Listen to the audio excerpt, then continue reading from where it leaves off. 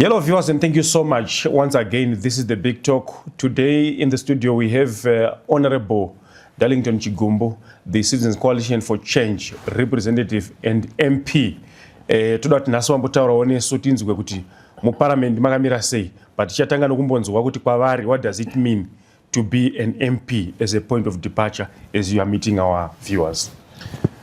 Thank you so much, Costa, for inviting me to this interview.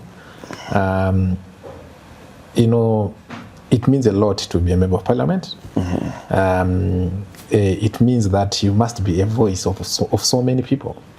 It also means that you must also attend and address some of, the challenges that, the people that elected you, will be facing in the communities. And also, it means leaving a legacy. There are those who are going to come after us. They must also be able to look back and say, how did the people who came before us manage the things? So it's something that means a lot. It's a high calling for me. It's a high calling job for me. It's not something that I take lightly. What is the takeaway so far? Just being an MP, what is outstanding for you? Okay. What's outstanding for me is, from my constituent perspective, is that I've managed to make the constituent members to understand that we can only win as a team. And if you check one of our themes in Budro South is winning together. The idea of that theme, or the rationale behind that theme, was to try and rally every member of the community to cooperate and work together. It doesn't matter which party you belong to. It doesn't matter your religious orientation. What's important, as long as you are a member of Budro South constituents, we have to work together. So I'm really happy that this is an idea or a philosophy that's now sinking into many, constituent members. The other thing that I think I've managed to achieve as a member of parliament is to love the people who voted for me into office. Many politicians, they think in terms of how much people love them, which I think it's a wrong approach. You must think in terms of how much you love the people. One thing that I'm happy about is I love the people of Budro South. That's why I'm able to stand any temptation that derails me or that shifts my focus from representing them well. So one thing that I also like is that I really like the people of Budro South. I love them. And as you engage them on daily basis, we see that you are always in communities. What are they saying? What are their concerns? Okay, like I said, we have tried to address one or two things, but our interventions have not been enough. People are going through a lot. There are so many complaints about the things that I myself might not be able to solve. For instance, the issues of service delivery. If you go to Budro South, it's one of those areas that is really affected, by best sewer pipes. Why? Because all the sewer system goes through Buderero. So everywhere, every street that you go to in Budro South, you see sewage flowing in the streets.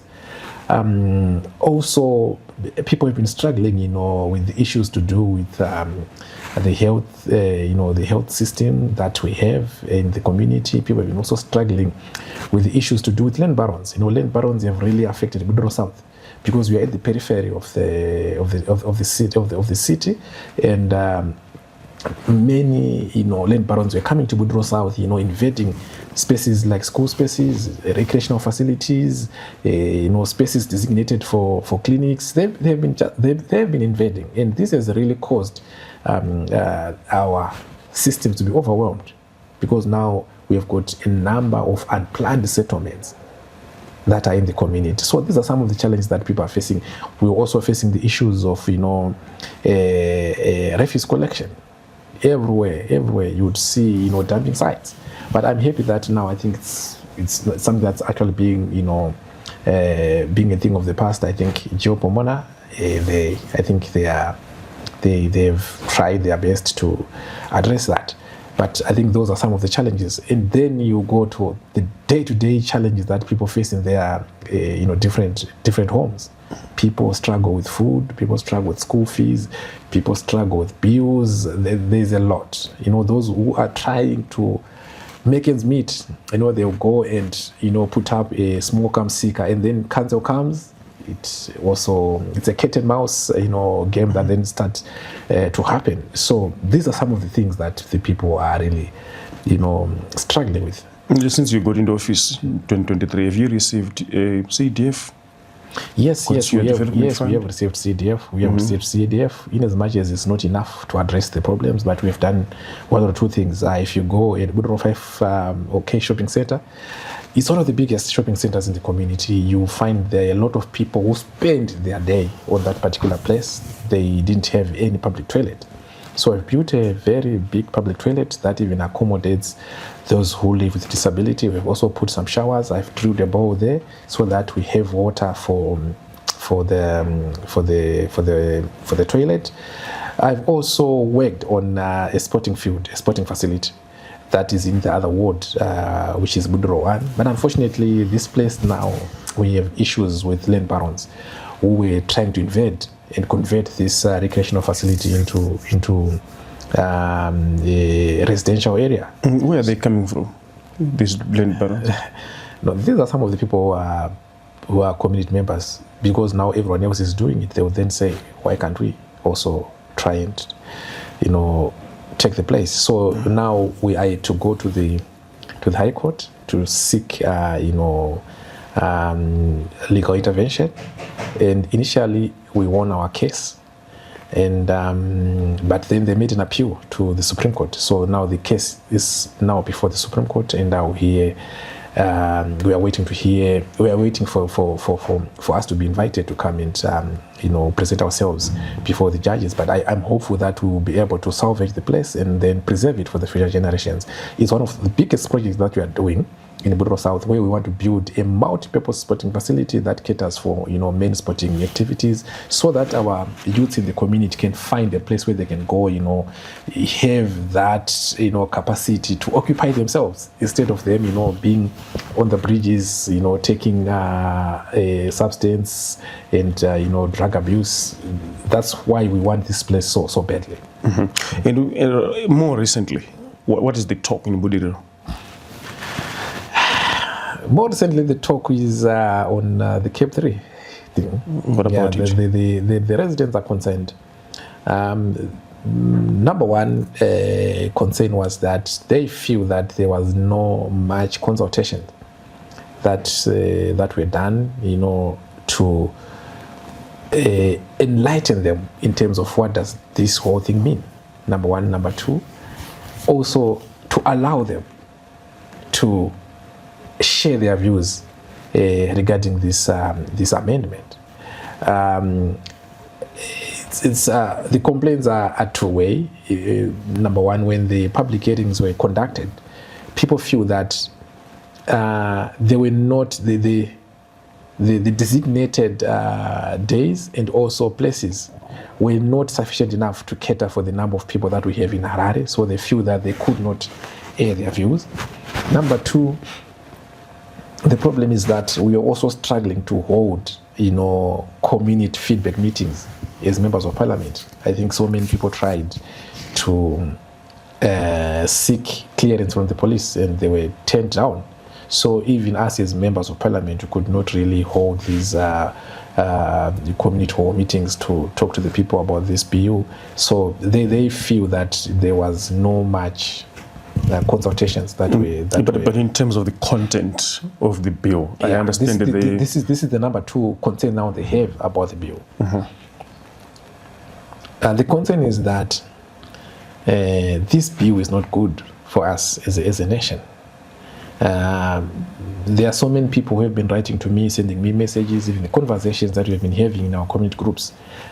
I want to tell you for a fact, Costa, we've never had more than 5 people saying they are for the bill. 97% of the responses and their comments, they are saying they are against the bill. Why? Because they feel that this bill is taking the power away from the from the citizens and putting it into the hands of the elites, into the hands of politicians. So they feel that they are being marginalized. They feel that they are being sidelined in as much as their governance or how they are governed is concerned. So they are not happy with the bill.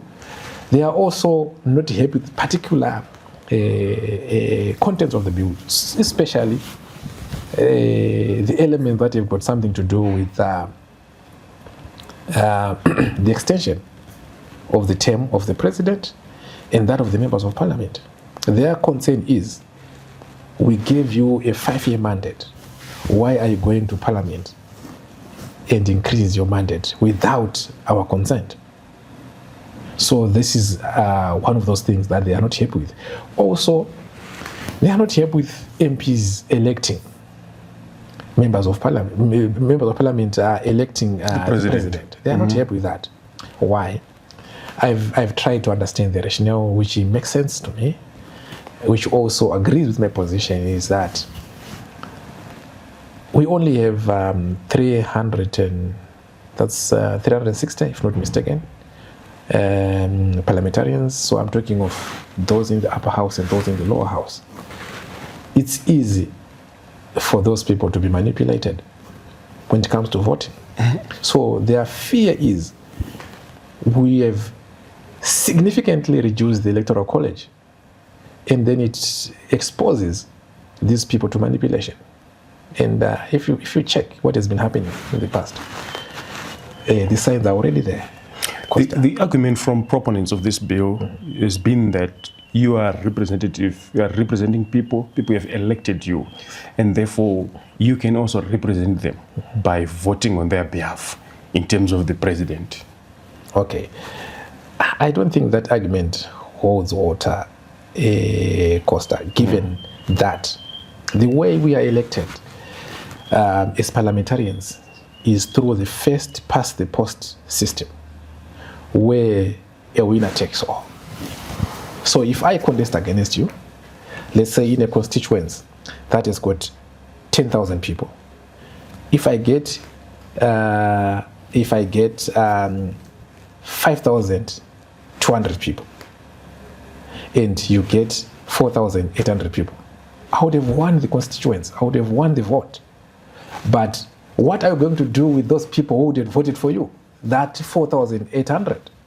We are discarding those votes because it's first past the post. It's not a completely, what they are proposing is not an entirely PR system, where every vote will then count.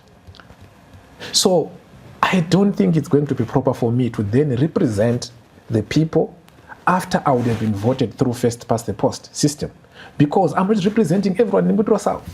There are other 4,800 votes that I'm not representing. So you cannot expect me to fully represent the people of Budro South simply because I would have been voted to be a member of parliament. What about those 4,800? Just following that example that I've just given. So if we want this to work, the entire electoral system must change to become entirely a proportional representation when it comes to electing the members of parliament and also the president. But we cannot have a piecemeal approach to this.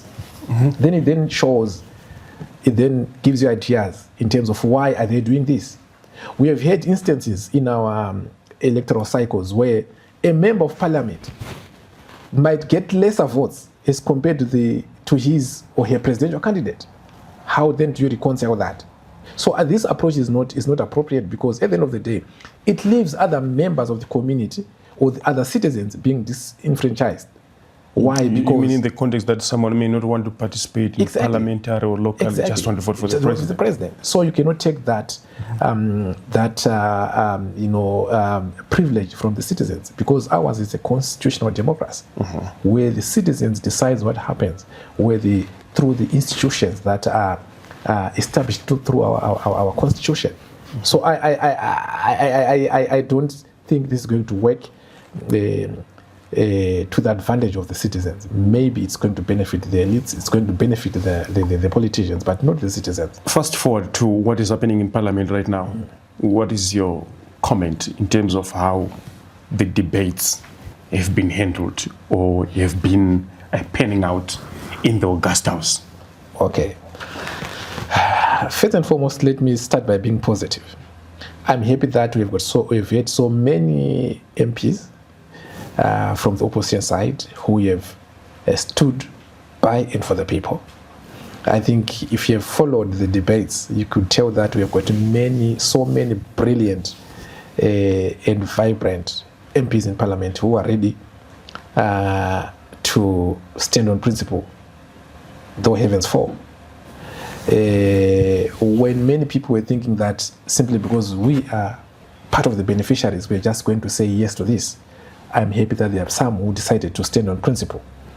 Then on the other side, I'm very much disappointed because you would naturally expect people from the NPF or people from the ruling party to support this bill.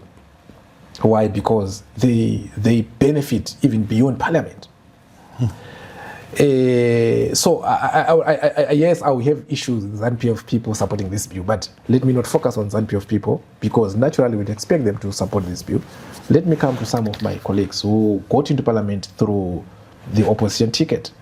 I don't think there's anyone who has got any justification to support this bill because it stands against the very principled, the principles that brought us into Parliament, that we're pushing, that made people to then vote for us to be in Parliament. I didn't really expect any opposition member to support this bill. Not to say I'm not a democratic person who then tries and decides what person A says, what person B says no. But there are those expectations that you would have to say that if a person he's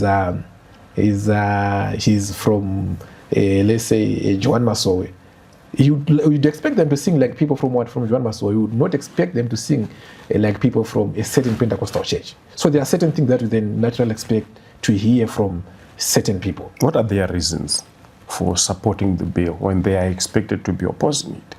Okay, as you are saying, the honest truth, Costa, is given the conversation that we have as colleagues, what I've picked to be the reasons is that number one, it seems people have stepped on each other's toes as we're having our fights in opposition. So there are some people who have got scores to settle with each other. So if you're against Chigumbu, you then say, because I'm against Chigumbu, how best can I punish him? So you say, I'm going to support Cap 3. So if you listen to some of the excuses, people are using this bill to try and settle scores. Number two, there is now some material benefits that are associated with supporting this bill. So some are supporting this bill not because they genuinely believe that this is a good thing for Zimbabwe, but they are supporting because they know that it is going to help them financially. It is also going to make them benefit at personal level. So those are two things that I've picked, which are driving some people to then, which are pushing some people to then support this bill. So there's this element of them trying to spite their colleagues, and also that element of them directly benefiting from supporting this bill financially and materially. And before you started debating, going into the debate in Parliament, did you have a caucus? Is those who are purely opposing the bill? Did you have a caucus, a meeting? Yeah, a meeting was held, but it was not that formal. It was just a meeting for us to share notes and then strategize in terms of how we were going to debate. We knew that we were outnumbered, but we just said to ourselves, you cannot go into this debate without being properly prepared. I think if you saw what then happened during the debate, you can tell that the scale we are going to one side. Mm-hmm. If you go and re-look or re-watch the videos, I want you to focus on some of the behavior kaitwa nema speaker. You can just tell the scale was tilted. Rangarakateretekera one side. You can also pick that whenever we would try to debate against, there were a lot of disruptions that were also happening because people didn't want the opposing voices to be heard. Number one. Number two, there's also a very important thing that I want you to follow: the issue of lists. I think you heard many MPs complaining about not being on the list and stuff. If you follow and if you check the pattern of how we're being put on the list, it was strategic. There was order in that madness. So they would know for a fact that Chigumbu is not going to support the bill. Mm-hmm. So they would put 2 people at most, 2 or 3 people who would not be in support of the bill, but against how many people who will be supporting the bill. So the idea was to drown our voices. So there's no way they were going to put, for instance, 10 people on the list who were going to say no to the bill on one day. They made sure that they spread us across all the days that were designated for us to debate the bill. So they were making sure. And then if you also check the pattern, they would know that MPA or C has got this capacity and is going to oppose the bill. So the next speaker who comes after that MP was supposed to mark the one who would have opposed the bill. So there was a pattern now. That's why you saw many people were spread. Some would be put at the end of the list because it's a list of, let's say, 70 people, and then you're on number 79. Mm-hmm. You see. But what would be a response to someone who says you should have foreseen this, and therefore you persisting, participating in such a process, knowing fully that you're fighting a lost cause? How would you respond to such an observation or point argument being put to you? Okay. Say, given these circumstances, surely you would see that you were fighting a losing cause. Why then did you proceed and participate? Okay, first and foremost, Costa, is we are not in Parliament for Cap 3. We are not in Parliament for Cap 3.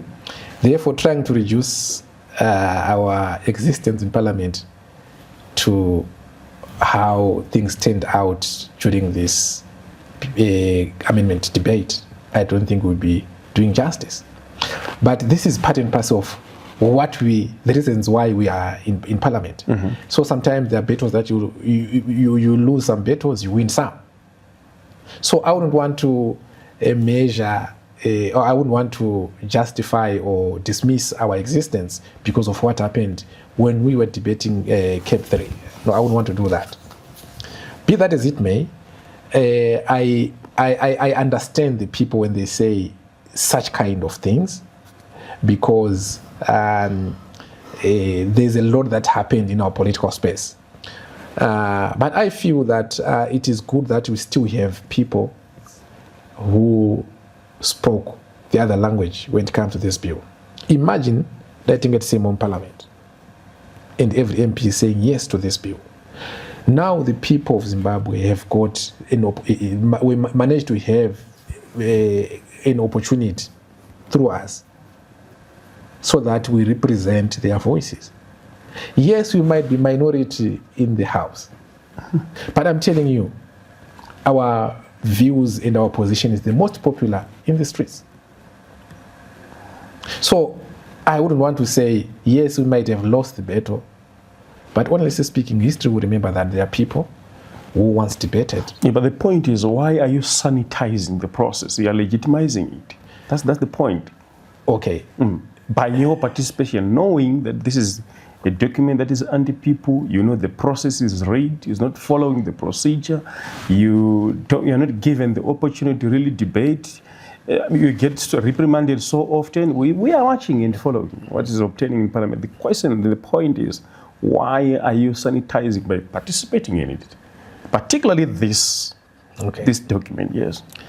Like I said, Costa, yes, you might call we are sanitizing, but I don't think we are sanitizing because there's nothing much that we can do that will not even that will result, that will give us a different result. Even if we say today we are not going to participate, people will say you have let us down because we're expecting you to oppose. We have been expecting you to speak to be our voice in that parliament. So we are in a catch-22 situation. We are between a rock and a hard place. If you do, you are damned. If you don't, you are damned as well.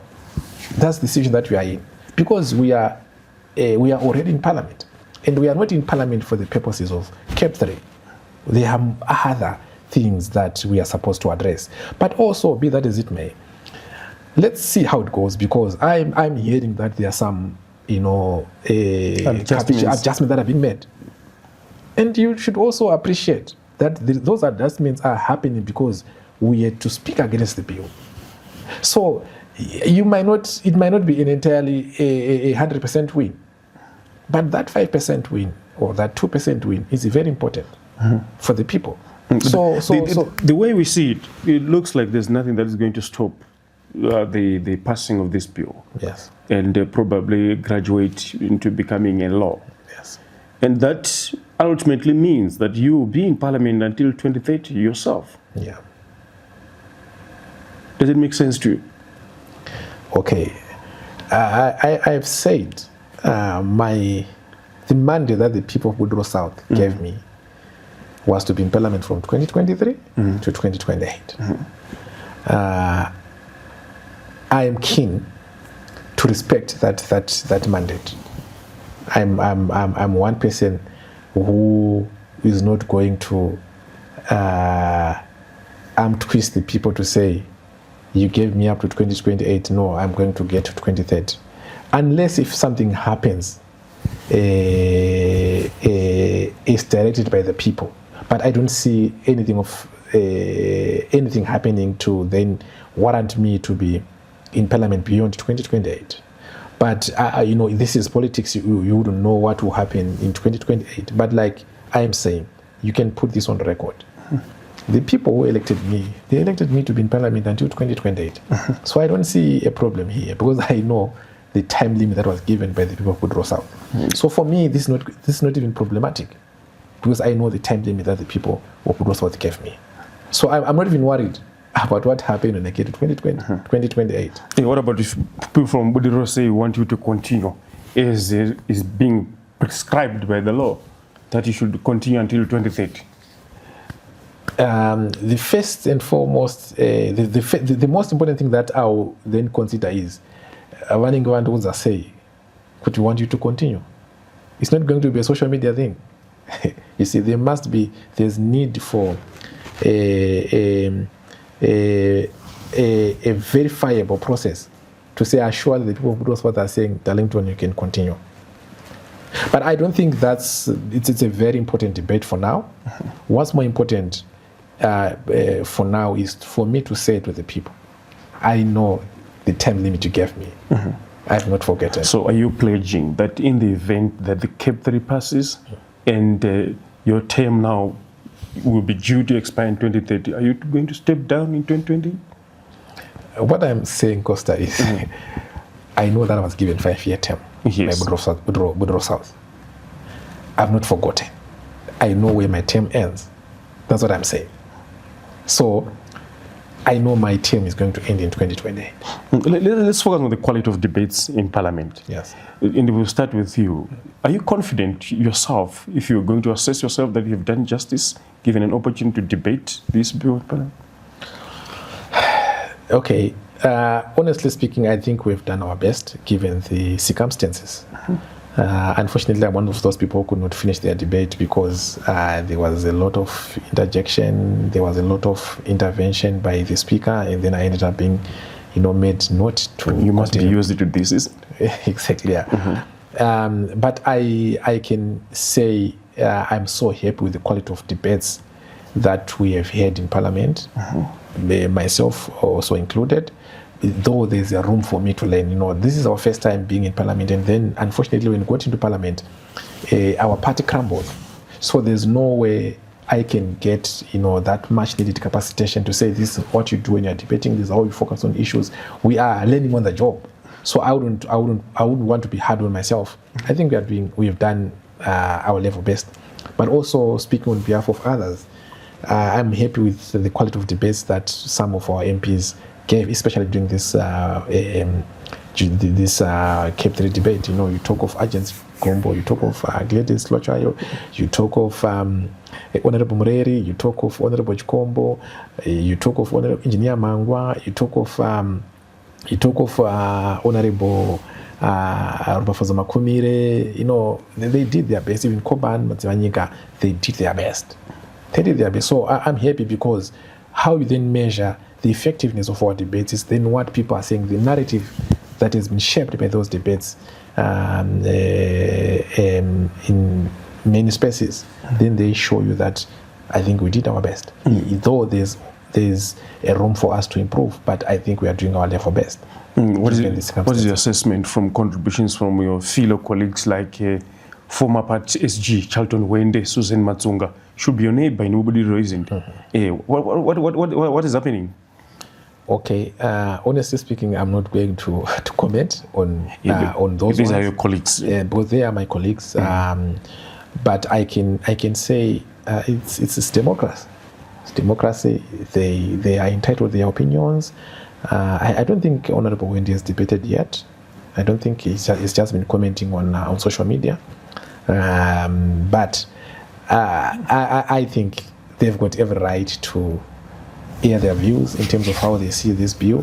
If they are speaking on behalf of the people who elected them, I wouldn't know. Maybe the people who elected them are saying we want this. So I'm not qualified to then dismiss their views on this one. So I'm not going to. We also hear that money is flying around in that August House. And you might also be beneficiaries of the monies that are being given to you to induce you to feel motivated to ensure that this bill passes. Okay. The rumor is also moving around the corridors of Parliament. Some are saying they have been called, that there is money that you're supposed to collect. What I've heard so far is that... Is it rumor, or your colleagues were saying so? The colleagues were saying so. But from our side, the only people that are getting the money are those who debated for the bill. For the bill, yeah. Okay. That's what I understand, according to what other colleagues are saying. But to be frank, I've got no concrete evidence to say I saw someone being given money. But there's no smoke without fire. Maybe it's true, it might not be true, but some colleagues also just said no, they were called to say you can come and collect. Yeah, like I said before, your group was understood and allowed to push that different view for purposes of making sure that the House does not entirely agree. And this is why I raised the sanitizing point. So yours might also be due. No. I don't see it that way, Costa. Either way, we are naturally going to oppose this bill because it's anti-people. So I don't want you to say our opposition to the bill is for the purposes of sanitizing. No, I don't think you will be doing justice, because either way, who we're going to oppose, whoever, even they get in the Parliament, it was just supposed to be opposed because it's anti-people. So you cannot then say our opposition is meant to sanitize. Are we raising? My comments said about the bill, do you think they are baseless? They are not baseless. We are raising genuine issues to say why we don't want this thing to pass. These are genuine concerns that you are raising that are reflecting the views of the people on the ground. So for you to say we are sanitizing by opposing, yet we are speaking the actual sentiments of the people on the ground, I don't think it's the case. But we are genuinely... As the opposition, Honorable Chigumbu, where is the center of your messaging? The center of your rejection of Cape 3? Okay. Where is it originating from? The center of our messaging is originating from what the people are saying. I know your your question is based on the fact that we no longer have a political party. We don't have those structures where a political position is taken from a political party perspective. Mm-hmm. But honestly speaking, the core of our messaging is coming from what the people are saying. That's the core of our messaging. Because yes, we don't have political party at the moment, but the citizens still exist. Those who voted for us still exist. So we have spoken to them. They have shared their sentiments. Even those whom we have not voted for us, they are even reaching out to say, no, but this is not a good thing. Yeah, but because I'm trying to look at the message, the impact it has, or it might have, if it is coming from one center, being dispersed with the homogeneous element, the formula, the certainty, knowing really that this is the direction that you are taking. This is where I'm coming from, as opposed to do it in fragmentations, in silos. Of course, you might say we are all arguing, but we can tell and see that there's no coherence. Okay, I agree with you on that, but it's emanating from a problem that didn't exist or that didn't originate from Parliament. So Parliament, that's just one of those places that is at the receiving end. So honestly speaking, for me to say there are no challenges, there are no issues, I'll be lying. Yes, there's that lack of coherence because of the known problem that we face as opposition. They are there. But also, I think you need to applaud us. We are trying to rise above the challenges. We are trying our level best. How are you coordinating yourselves right now? Okay, it's a matter of you knowing those who are of the like mind. To say, I know that Agent's view conforms to mine. I know that Honorable so-and-so agrees with me in terms of how I see things in this Parliament. So then you just relate and then you just form some form of synergies to say, how do we deal with this? But honestly speaking, it is a very difficult situation for us as members of Parliament.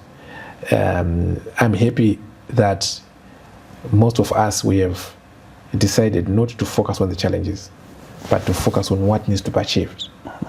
In as much as we might not be that much effective, given our structure, given how we are structured in Parliament.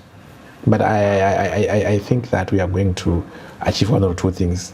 And what is coming out from your colleagues in ZANU-PF when you're having conversations over tea, during lunch, or anywhere else in social circles where you meet?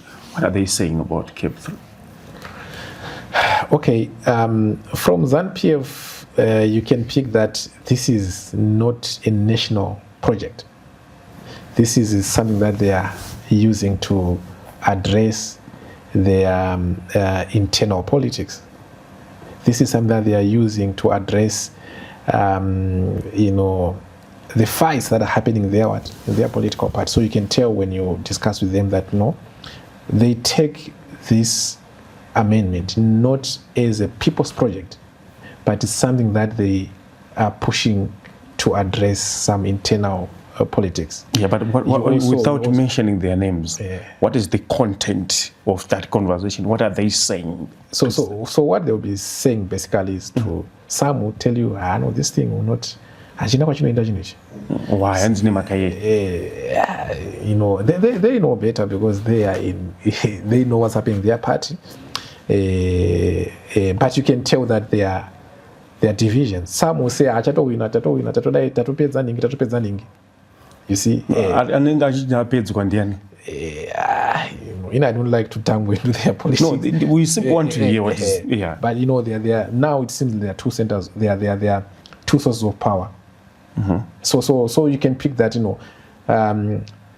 If this thing is going to pass, maybe to some it is going to be President Mnangagwa Wanengewa winner. If it is going to fail, it is going to be the Vice President Anenga winner. So this is the kind of message that you can pick from the conversation. Well, win. Yeah, winner. That's what I've picked from the conversations. But I've also picked that most of the people in ZANU-PF that you can speak to regarding this whole thing, they don't even understand what's really happening. They are just towing a party line. Hakuna anyasoisa his mind or her mind to this thing to say, is this thing really going to benefit or destroy this country? Hakuna anyasoisa mind. So they are just, towing a party line. But you can tell that even if you listen to their debates, they are not coming from a place of conviction. It's either they are coming from a place of bootlicking. They want the president to know that there's so and so who is fully behind this bill, or it's coming from a point of if I don't say what the party wants me to say, I'll be recalled. Yeah, but you can tell that there's no conviction in terms of their message. They are not really convinced and convicted that this is going to benefit us as a nation. At some point, we heard that there was a concern from Parliament within to say you needed to dismiss earlier because of security reasons. If you're privy to the details, what was the issue? I'm not really privy to the details, but the rumors, because when such statements are made, you then also have some conversations amongst ourselves. Are we safe here? What's really happening? We try to analyze and understand certain things happening around yourselves. It seems there was a time when there were so many threats that were flying around, from different groups trying to threaten MPs. Even if you now go to Parliament, there's a roadblock that has been set just before you turn to Parliament. We have never had that kind of a roadblock. They are screening. It seems like they are screening every car that tends to go to Parliament. So for me, it's sort of a heightened security, which doesn't make sense. If it's a bill that many people want, then why are we scared? Then so it also points to other deeper security issues that are involved with this amendment. Personally, I've had some low-key threats, if I may say. There was a meeting that was also held in Budiro. I think you saw a poster that was created about myself by some ZANU-PF guys, cancelling me because of what I'd said in Parliament regarding the bill. And then some people then come to you and say, my guy, if there's a way that you can lower your visibility, it is to your best interest. So you can tell that there's a bit of tension. What were they saying? What was the threat about? What was the message of threat? The message was just like, akufarisa manje. Akufarisa, we can attack him, we know his car, we know Panogara, we can attack him. That was the message. But to be frank, beyond that, I've not really received any threat that I can point to. But sometimes your gut feeling will tell you that something might happen. So you are just trying to be a bit aware of your environment and stuff. But I don't think this is something I'm going to take lightly. It also points to some tensions that we have in this country because of this bill. Especially some of us, we have been resisting this. So we are trying to stand on the right team. There are some implications. Let's get this clear. Is it those who are opposed to the bill who are facing these threats, or even those who are pro the bill are also facing the similar threats? I think it's two-way. Like I said, now we've got two powers here that are interested in this whole process. So I cannot say anyone is safe. I cannot say anyone is safe.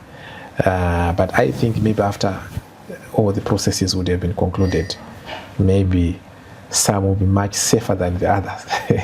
Yeah, but I don't think at the moment anyone is safe because of the way things have been are being handled. But maybe after the process, then some will be much safer than others. But how is the atmosphere that is surrounding Chikomo right now? What would it be like? What does it feel when you get to that place? What is the atmosphere? Initially, people were a bit scared, especially traveling during the night. People were a bit scared, but I think now they are becoming a bit relaxed because I think we are now getting to the end of the process and nothing has really happened, that you can point to say, this then happened to this other MP. So I think people are becoming a bit now relaxed, but there's a time when people were a bit scared, especially during the time when we were going for public hearings, people were scared.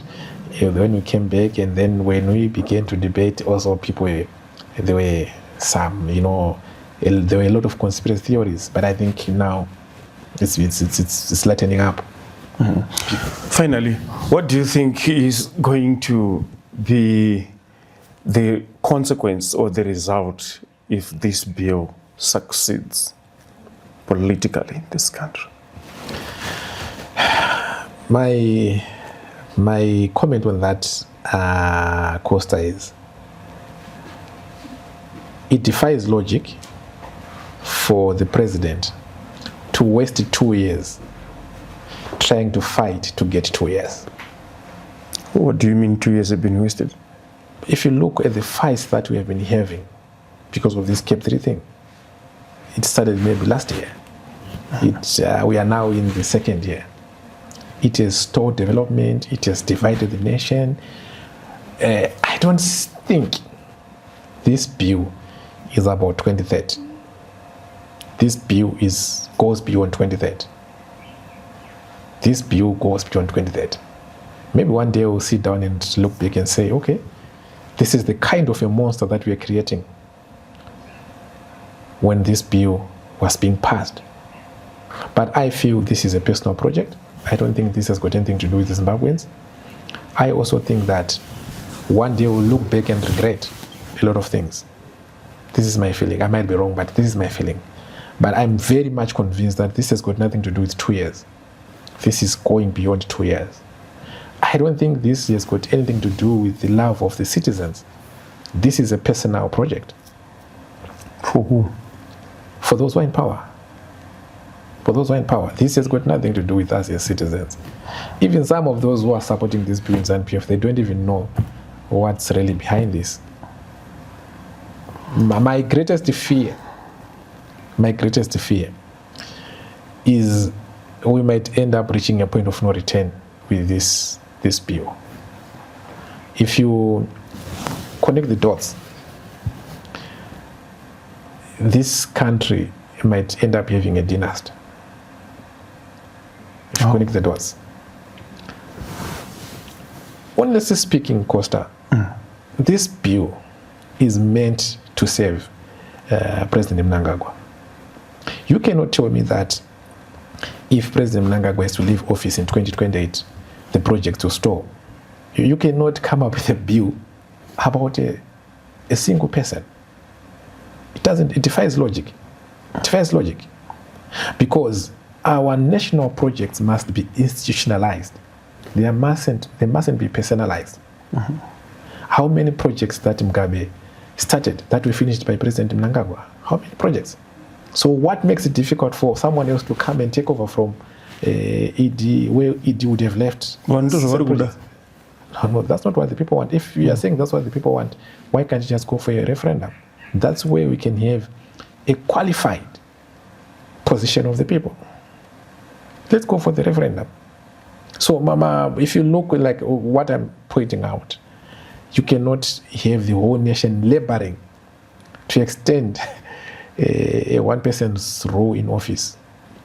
For me, there's more to it than what meets the eye. There's more to it. I would have accepted the situation whereby we are saying, from 2028 going beyond, let us have 7-year term for presidents and for parliamentarians. It was going to make sense because We would have allowed an election to happen at the prescribed time and then allow others to come in.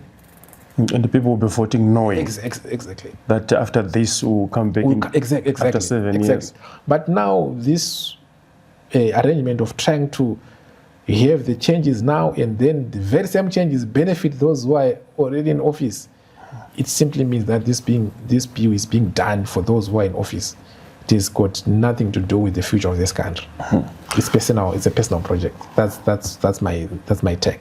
Mabuti maita basa zvikuru Totenda. tinotenda nenguva yamatipa kuti taurewo nemtinzo pfungwa dzenyu. There you have it from vachigumbu. Vativimbisa kuti vari kusiya basa kana bhiru rikati kunyange bhiru rikati vasvike 2030 vatiwo 2030 vanenge vasipo vanenge vaita zvekurima. Tinotenda zvikuru maita basa. Thank you until next time.